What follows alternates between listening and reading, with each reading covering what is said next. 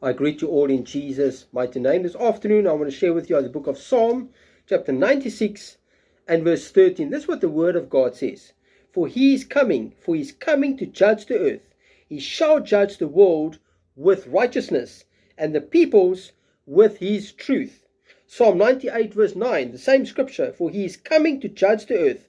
With righteousness he shall judge the world and the peoples with equality. That word equality means uprightness. If you go to Psalm chapter 9 and verse 8, he shall judge the world in righteousness. My brother, my sister, there's coming a day where Jesus Christ is going to judge this world in righteousness. Justice is coming, my brother, my sister. Judgment is coming upon this earth. If we go to the book of Acts, chapter 17 and verse 31, the word of God says, because he has appointed a day on which he will judge the world in righteousness by the man whom he has ordained.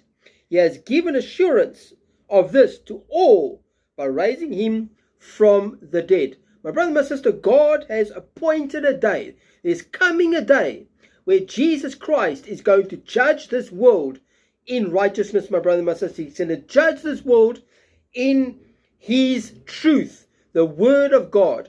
My brother, my sister, if you wonder where's justice, my brother, my sister, there's coming justice. Justice is coming when Jesus Christ comes and judges this world in righteousness.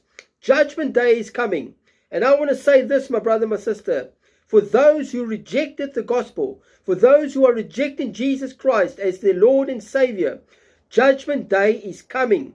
God is going to judge this world in righteousness. He has appointed a day. We do not know when that day is going to be. But what we do know, my brother, my sister, that God has appointed a day in which is coming to judge this world in righteousness. Justice will come, my brother, my sister.